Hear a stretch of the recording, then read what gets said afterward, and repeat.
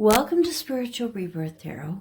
This is a special message for the new moon in Aquarius tomorrow on the 11th of February. It's a very special new moon. Not only are all the planets in beautiful stellium with Aquarius, as well as the moon, but also it's the 11th of February, which is a significant number. And there's so many things coming together.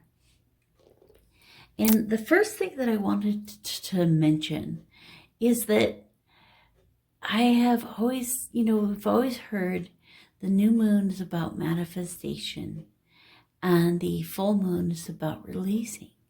And this last full moon, I was able to do some major, beautiful releasing that has really significantly impacted my life.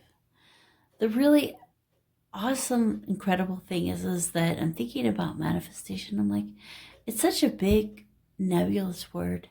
And it's receiving. And that is what I've been learning lately, is that I have blocked receiving. Obviously, in order to give, we have to receive some.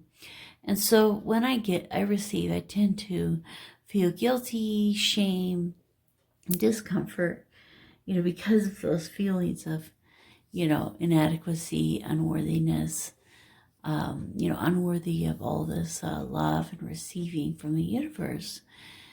But you do receive in order to give. You can imagine you're trying to manifest things, but you aren't receiving.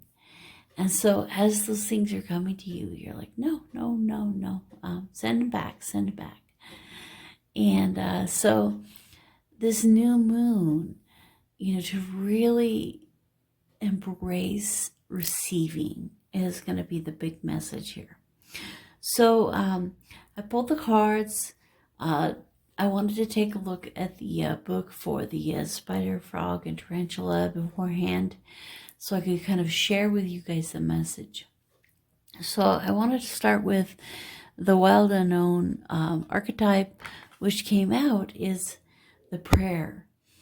So the prayer kind of confuses me sometimes, and that's because, I was raised in a culture where we talked a lot about prayer, talking to God in prayer and all those kind of things. And not sure, sometimes unsure where does or doesn't prayer fit into my life. The one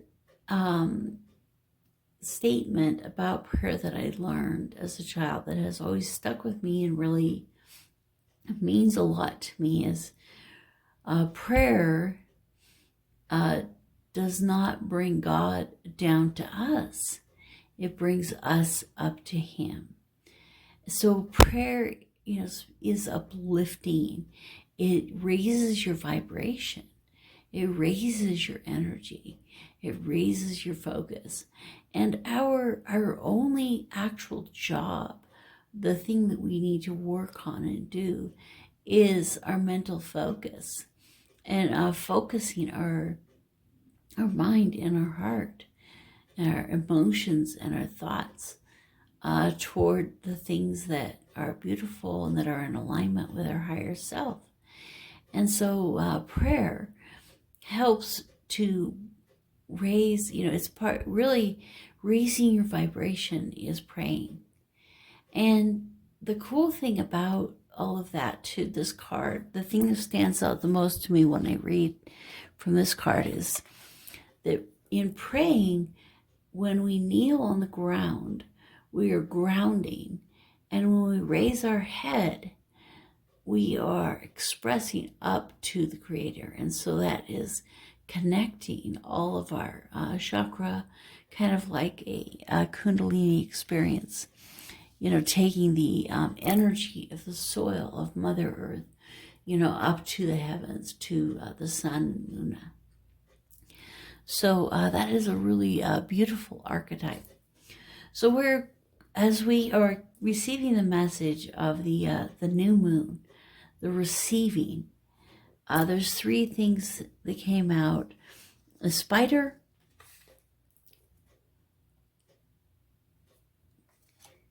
the frog, and the tarantula. No, I think a tarantula is a spider. No, I'm just kidding. It was fascinating to me that two spiders came out, but the messages are very, very strong. And I want to read the spider message from the book, because it was just so strong and powerfully worded. I really just can't say it myself, how it needs to be said. The spider is an ingenious creator. It's a creator. It's all about manifestation, and accepting in and receiving. Its greatest gift is weaving the thread of Dharma into a vast, intricate web that supports the spider and those around it, both financially and spiritually. It is hard work, but the spider neither tires nor becomes impatient. This card reminds us that creativity is everywhere. So it points to work, and as Abraham Hicks says, our only real work is learning to focus our mind, because as we focus our mind, everything else will fall into place. This card reminds us that creativity is everywhere. Be process-oriented rather than results-oriented. I love this. This is, I think, one of my favorite statements in this book, in the Wild Unknown Animal Tarot or Oracle cards. Be process-oriented rather than results-oriented. And soon your work becomes like the weaving of a magical, priceless tapestry, and abundance flows. So, and the spider is calling us to playful creativity. So I think that's really beautiful. So I asked for some tarot from the same Wild Unknown tarot cards to go with spider. So, it's talking about work. And so the first card that came out is kind of the card of work. It's like trying to balance. Yes, it talked about financial and spiritual. Balancing our 3D life and our 5D life. Balancing, for me right now, it's balancing my giving and receiving. What is it that you need to balance in your life? It's calling you through playful creativity, finding a balance in your life, and it will be brought to you, and it'll happen. The clarity will come, and as the clarity comes, the understanding, by truly bringing those things into balance that you need, the things that you need to balance, it'll move into the Three of Pentacles. The connection, the community, both in your work and at home. And again, the mountain brings together the spirituality. I mean, the going up to the top of the mountain and spending time in prayer is, one of the best ways, to get, raise yourself, raise your vibration, get closer to God. And yet at the same time, it's, the mountain calls you to something very physical, very tangible, very earthly. And I especially think of Mount Shasta being the base chakra of the earth. And I was drawn to climb it. I was brought to a place to climb it when I was a child, when I was a teenager, even though I didn't know the significance of it. And, the beginning of my journey. So, by moving, the spider says, by creating that focus, by focusing on the process rather than the results, the process of climbing the mountain more than even actually getting to the top. So, and one of my sayings that I made it was, you have to climb the mountain in order to see the view. Okay, so the next one is the frog. So the frog kind of pulls us, it's a water, and it pulls us in a new direction. So I love how, it kind of, it brings us to somebody who actually isn't meant to carry a heavy load, can only do so much work. And it talks about it spending, the first portion of its life in the water only.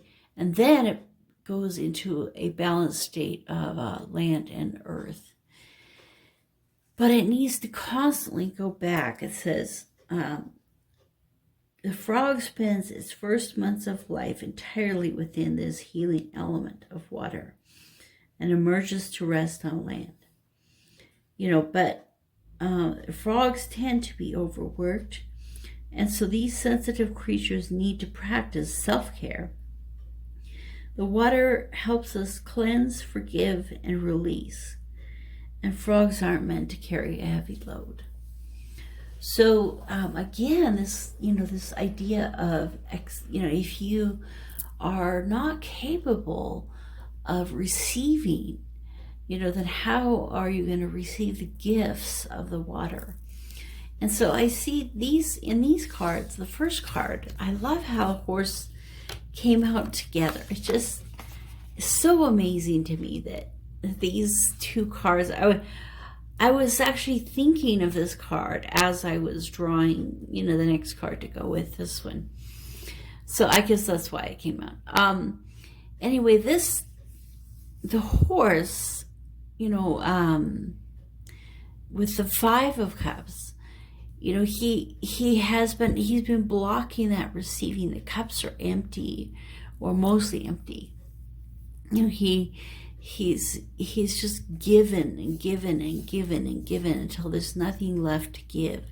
He's not able to give properly anymore either, because he isn't receiving correctly. So, having that balance, the frog balances the earth and the water. The horse balances, in this case, balancing that giving and receiving. So this card is about that imbalance. So as you move into the ability to receive the things in the universe, and to receive them with a whole heart, you can move into this Chariot. And especially in this deck, the Chariot is all about self-esteem, self-confidence, self-preservation, self-growth and direction. You can see the sun very strong in this card with the horse, and movement in a direction forward. So we're able to move again. A stream gets stagnant. A pond gets stagnant if it isn't both receiving and giving in its life. And so, create one good way to focus your mind. Remember, your only job is to focus your mind. A good way to really focus your mind is to create things that you say every day 3 times. So the one that I made last night that I'm going to say every day 3 times is, I freely give, I freely receive. I freely give, I freely receive. I freely give, I freely receive. Because in our lives, we don't want to be just a giver, or just a fixer. We don't want to be just a receiver and just, gordo, just take so much in. We need to be both giving and receiving. So in the end, this will lead us into connections. So, we can't be connected with another, whether this is a romantic connection. Here we have Valentine's Day coming up with these beautiful roses, or whether this is, a friendship. Either way, giving and receiving. Being willing, you know, not only do we give with our cup to the other cup, but we have to be the cup that receives that giving. And so the giving and receiving is in here. So it's also, you know, of note that we have the 2 coming out here and the 2 coming out here. So we have 2-2, which is a master number that you can look up the meaning of 2-2 for this time period for yourself. So we move on to the third part for the new moon reading, and that's the tarantula. I love tarantulas. I'm not sure that I would want to have one and have it crawl over me all the time, but I do love looking at them and seeing their beautiful bodies, and they have so much to offer, and they have a beautiful symbiosis with the tarantula hawk. It's kind of sad, but you know, but it's still at the same time, they're kind of, you know, they definitely are a giving, and it's a, you know, it's a connection that they have. We'll see, where is the tarantula in the book? Okay, so the things that I wanted to bring out, or then especially noticed, the tarantula, it says that you're at a crossroad, claiming life's purpose. And so for some of you, you may feel like you've come to a point where, okay, you know, I'm learning how to give, I'm learning how to receive, I wanted to manifest into my life, but what exactly should I manifest? So the other day, I heard this really great concept from MJ from Soulful Revolution Tarot. And she said, if you don't know what to manifest into your life, just simply say, I manifest my highest and best good. Because it will always be good, your highest and best good. So that is what, and then I was like, you know, if you want to turn that into kind of like a mantra, my highest and best good feels amazing. So my highest and best good feels amazing. My highest and best good feels amazing. Because we want to have that feeling that, yes, having our highest and best good in our life really feels amazing. And so that's what the tarantula says, you know, you're at a crossroads, you're wondering, what do you claim? And there's something in your past is kind of blocking you or stopping you from this progression forward. The tarantula hovers patient and calm like an old friend that knows your inner soul, your inner self, your higher connection. It already knows you'll choose wisely. And so, it's interesting that tarantula is calling us daily journaling. And you know, it really is true. Writing things down makes a big difference. Writing down your daily affirmations, you know, writing down things that come to your mind as you're going through your life really makes a strong difference for you. So this morning, a concept came to me, and it has to do with roots and seeds. And so the first card kind of points to the seed. It can be a seed of opportunity, any kind of like beginning seed to make things grow. And you know, no matter what size of tree, you know, no matter how many rings it has, they all started the same way. They all started as this sapling in the center.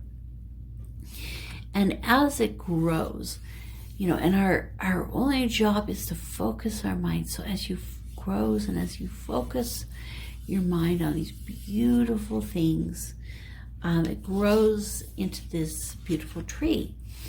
Now, one of the things about this is that the tree the tree and its roots, the roots are bigger than the tree. So the things inside of us, these beliefs that we carry, the beliefs that we carry inside of us are actually stronger than what we show to the outside world. And the class that I'm taking right now on relationships, which is great because it's the relationship time here in February, right? And this is 2 relationship cards. That's pretty cool. And it's also interesting that we go from the 5 of Cups to the 6 of Cups. So there's definitely a progression in this reading.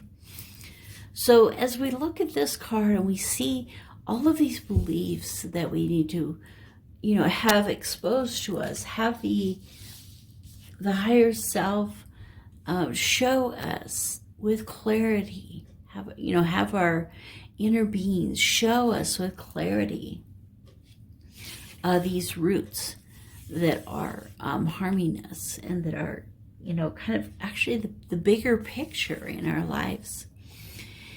And the root that came to me this morning is the root of all. That when, from Christianity, we basically are taught that when we're born, we're evil and that we're sinners. And that this root of evil has grown from one person to the next since our mother Eve. And to think that the feminine has placed this evil in us, no wonder we don't feel worthy of love.